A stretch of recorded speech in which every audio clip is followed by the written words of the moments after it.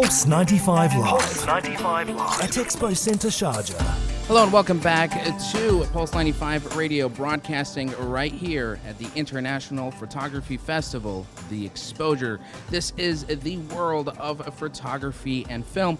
Joined with me here, my guest co-host, Mike Browne. This is the veteran photographer who will be my eyes and ears into the world of photography. How you doing? He's just so rude. Just because I got grey hair. Well, about well-seasoned. Well-seasoned, that's a good well-seasoned, one. Yes, well-sprinkled with seasoning. Yes, young at heart photographer. Yeah, I'm only 14. Somewhere in there. Yes. You're also you're getting close to being 60 very soon. Why did you remind me? Yes, I But am. it's not about how old you really are. It's about how old you feel. No, it's quite true. Yeah, no, it is. There's a lot of life to be had out in this amazing world. You know, and Exactly. It's so cool being here. There is probably more life experience in this one expo at Exposure Oh, yeah. than, you know, in the whole of my hometown. You're right. You know, You're right. it's- And speaking of a person of great experience, we have with us Jana Ardent. Hello, welcome to the show. Hello. Nice to have you here. It's an absolute honor. So, just for formality, just to give you a bit of an insight, Jana Ardent is a Czech photographer and filmmaker who first started working as a fashion and product photographer, but soon came in contact with a Syrian refugee as part of her field of study in Holland. Ever since then, Jana became emotionally involved with the refugee crisis and has been on a mission to bring awareness to the issues and problems that plague much of the Middle East, especially in Syria and Iraq. Now, I want to ask you, because going to places like that in the Middle East is no easy task. Matter of fact, it's dangerous. It's what people would say the unknown no man's land in a way. So I wanted to ask you, because you were so compelled to cover these issues, what sort of preparations did you have to make before you ventured on these very dangerous report missions? First of all, thank you for having me here. I'm very honored to be part of this amazing exhibition. We are honored to have you here. Thank you so much.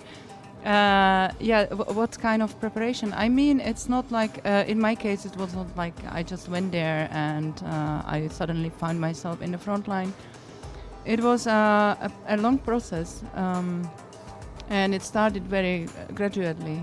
As you mentioned, I started to photograph refugees, and I got a little bit more in the feeling how is the region, how is the situation there. And from the refugees, I went slowly to the front line. So it was not like, that I suddenly find myself there. It was a long journey to get there. And the preparation to be there, I mean, I always say there's nothing that can really prepare you, because every time everything is different and you have to be there to experience how it is. And you prepare yourself basically in the place itself. I can imagine, because I'm an Arab. You know, I originate from Jordan, and a lot of us in the Middle East, we sympathize with the great tragedies that take place, because in Islam we see ourselves as spiritual brothers and sisters.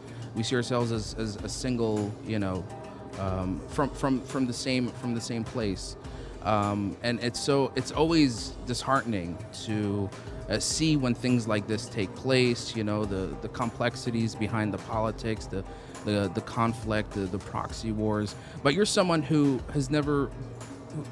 started off as not being in that, you know, cultural landscape and stepping in for the first time. I wanted to just get an insight of your perspective as you slowly got to, you know, familiarize yourself with the Middle East. Yeah, I have to say it was not an easy task. I had to get to really used to many things, and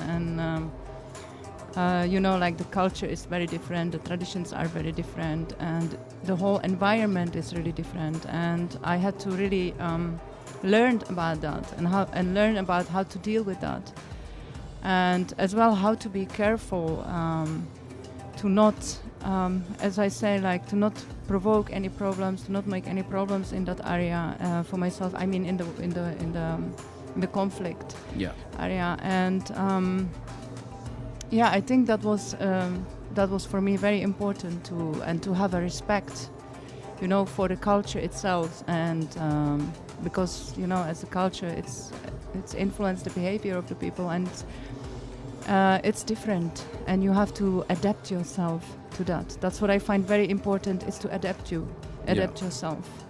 I think that's And I think maybe this is something a lot of people don't think about. As you were saying, it's a progression. You didn't just go from fashion photographer into full-on war.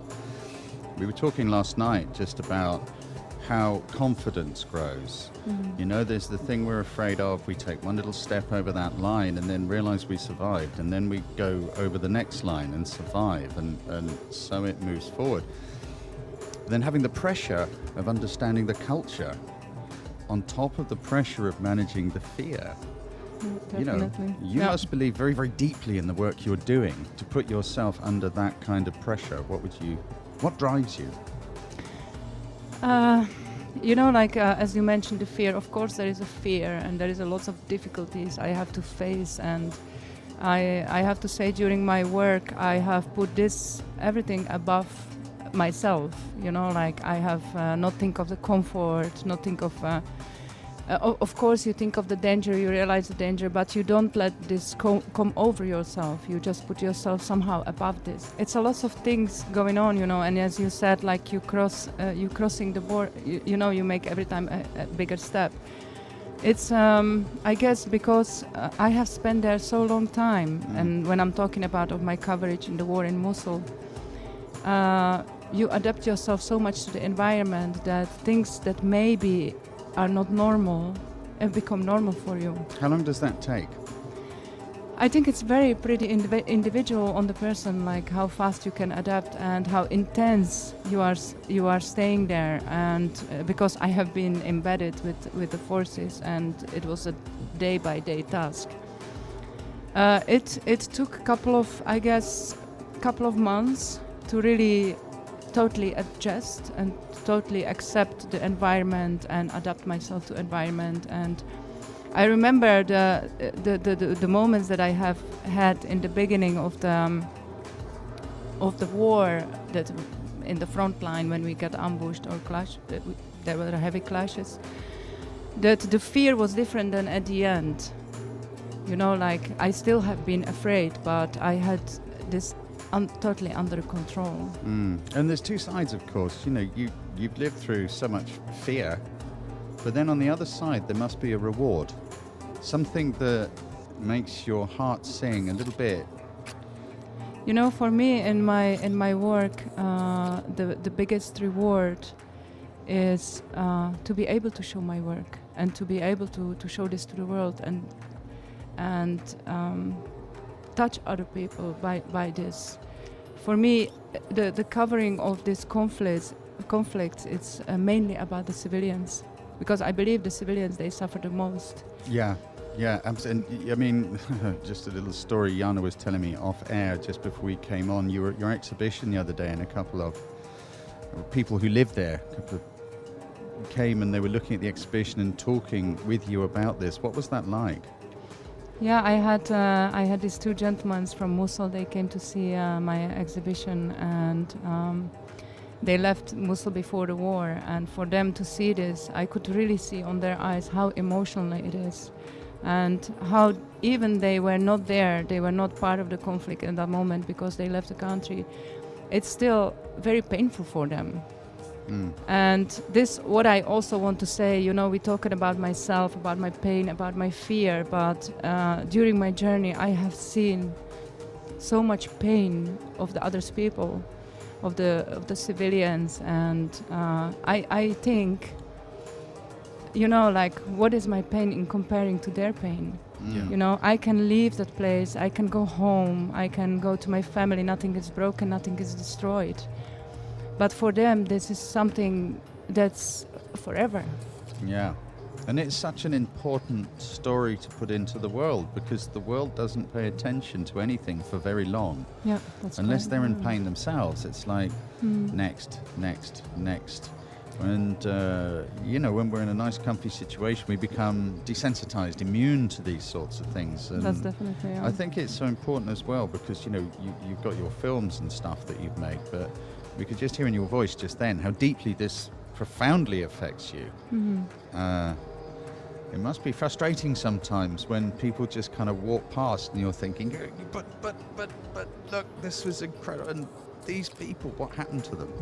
Yeah, it is. It is. I mean, of course, it is frustrating, and I would love to if everybody just would stand for at least 10 seconds and take their time of the life, to look at it and to realize that the world is much bigger than the world they are living in. Maybe to just imagine standing in someone else's shoes just for a moment. Yeah, right. What would it be like? How would I feel if that was my life, my home, my kids? Yeah, right. All the rest of it. Just something else I'd love to ask you about is just the world of being a freelance photojournalist telling these stories. Is it like, do you have a schedule? Do you sort of set out at the beginning of the month and you're going to here and then to here and what you're doing? Or what does that look like? No, basically I'm trying to make some planning for myself, but in my life as a freelance, it's never the way I plan the things. Sometimes I want to go there and then suddenly things change and I find myself somewhere else. And I always say I go somewhere for 2 weeks and it's going to end up in a couple of months. So, that's the life. And this is also the thing, when I travel to somewhere, when I was covering the Mosul War, I want to be there as long as I can, and I want to get very close, and because I believe, as you mentioned, people, they are detaching themselves from the conflicts and from these issue things, and I believe from my side that if I stay there longer and I can get closer to the people, I can also show this to the others through my work. As you know, like my film from Mosul is very raw. There is no filter, no any addition to it. It's just the way I have seen it, I have experienced it, and this is what I want to show. I want to show the reality of it and to get deeper to the situation. It's for me not about the information, what you see in the hard news, and I just really want to get deep in it. To try and transmit the feelings. Yes, exactly. And I think this is what is very powerful with your film, because it is so raw. It's not an easy watch. Yes, I know. But if you want to try and understand, and I know we talked about this, it's about wanting to understand and the curiosity I think you convey that very well in the film, because it kind of gives you just a taste of the feeling. Mm-hmm. This is also, another thing. When I'm filming, I'm trying to be very close to get, to create the feeling you are really there. This is for me very important. I never stand far away and filming. I'm really, really, really there. And okay, it's a big effort, but I think it's very, very important. And as you mentioned, the film is very raw, but I think that's important to be like this, and I choose for it to be like this, because I think it's very real. There's nothing more than that. It's just real, and it's how it was. Speaking of, sorry, Mike. Yeah, carry on. No, go ahead. I mean, thanks for sharing that, because we can hear in your voice how passionate this is, and just if you can check out Jana's movie, I recommend you do it, because you can hear the emotion there, and it will give you an understanding maybe of these things. So Jana actually hosted a seminar regarding the film titled "Inside the War on ISIS," but you can find the film available on Amazon Prime. Right. If you're really looking into watching the events that unfolded during the Battle of Mosul. But I highly recommend you check out her photo gallery as well, which is also here. And like you said, you have this way of getting very close and personal to capture those moments. And seeing some of the images that are on your photo gallery, I will say it does trigger that anxiety that, like, just if you stand there and look at it long enough, you feel like you're in that moment where the destruction is, and I'm like, I wouldn't want to be there. It's so horrifying. It's so anxiety inducing. But I also noticed another thing about your pictures, and is that it labeled them as untitled. Is there a reason behind this? No, there's actually no particular reason for this. I see, because maybe perhaps you wanted to you wanted those who see the images to have a personal interpretation. You didn't feel like there were enough words, to describe what people are seeing. Well, it's always a little bit difficult for me to describe this because I have so much emotions and words I would love to add to it. And I feel also it's very important that people like, how shall I explain it, but all of us we have our own interpretation of things and how we look at the pictures. I mean, each person that go to my exhibition sees something else or feel it on another way, and that's I believe it's very personal. If anybody asks me like, what is your favorite picture, I don't have a favorite picture. I think each picture that is there has the meaning and has a story, and it's important on the same level. Exactly. I see where you're coming from. Just to wrap it up again, I highly recommend that you check out the documentary film that was made by Jana. It's called Inside the War on ISIS. You can find it on Amazon Prime, or please come and check out the exhibition. Jana, thank you so much. Thank you so much for having me here. Really. If there's any sort of awareness projects that you're working on that you'd like to raise, or that you're hopefully hoping to promote, could you tell us more about it? Well, actually, what I'm planning to do I'm planning, but I don't know. It's in the stage of planning. But I have been covering the war in Karabakh between Armenia and Azerbaijan. And I would love to go back to there to keep on following the characters or the people that I have been following during my stay there. And especially, I just want to mention this story because I think it's very important to me. But when I was covering the war there, it was a madness, and I came across this beautiful girl. It was like seeing a flower in destruction. She was very young and she was a dancer. And when I met her, we talk about her life, and she said, I given up on the dance, and her mom was serving in the army as the same as her brother. They were both in the army.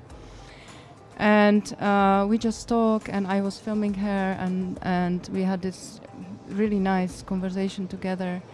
And then we went to her old school, primary school, when she was as a child. And the school got bombed by Azerbaijan. And we went there, and she just started to dance for me there.